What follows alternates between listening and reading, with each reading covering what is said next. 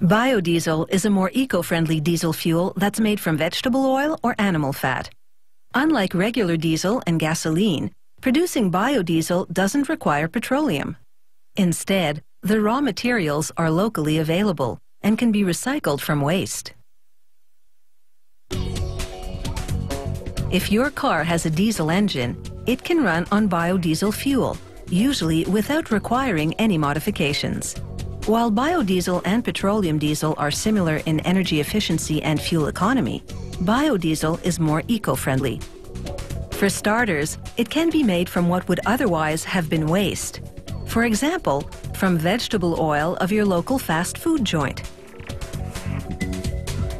The restaurant simply discards its used fryer oil in a receptacle out back. Every few days, a vacuum truck comes by to collect it. In its current state, the oil contains water and food particles, making it unusable for biodiesel production, so the truck transports it to a filtering plant.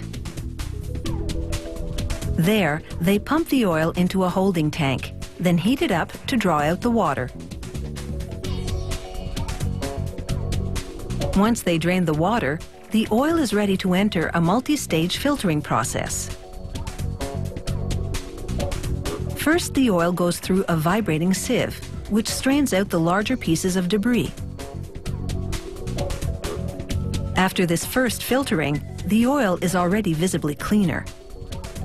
Next, it passes through a second vibrating sieve. This one has a finer mesh, therefore it catches smaller particles of debris. After the second stage, the oil looks clean, but still contains microscopic debris. So it enters the third and final filtering stage, passing through 20 ultrafine filter cloths, which trap any particles larger than 1 micron in size.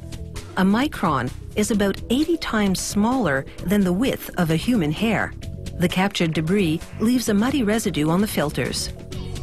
That vegetable oil which once deep-fried potatoes is now ready to cook up some diesel fuel. Another source of oil for making biodiesel is beef tallow, oil derived from cow fat. Biodiesel producers typically buy tallow from facilities like this one, which specialize in cleaning cow hides for leather tanneries.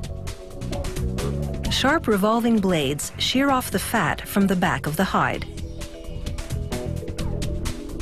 The fat drops onto a conveyor, which moves it into a steam injection cook tank. The tank heats the fat to a gentle boil, extracting the oil. Everything else leaves the tank and drops into a waste container. The oil moves onward, passing through a two-stage filtration process.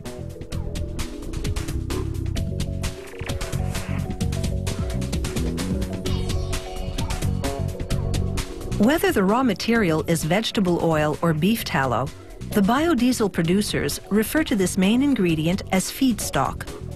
When the feedstock arrives at the biodiesel plant, it goes into a holding tank until production time.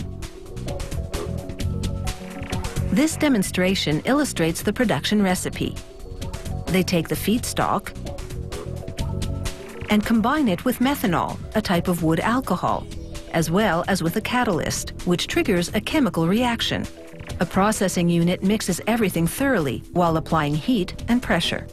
The resulting chemical reaction produces a harmless byproduct, glycerin, a common ingredient in soaps and cosmetics. Processing consumes much of the methanol. Then they remove even more, leaving just a tiny percentage of it in the finished biodiesel. To ensure their fuel meets international regulatory standards, the plant's quality control lab tests samples from each production run. In this flammability test, they heat the fuel to 135 degrees Celsius, then apply a flame to see whether the gases ignite. If they do, they have to remove more methanol to make the fuel safe. If they don't ignite, the fuel meets international safety standards. Biodiesel costs more at the pump, but emits significantly less carbon dioxide and monoxide, and 85% fewer cancer-causing agents into the air we breathe.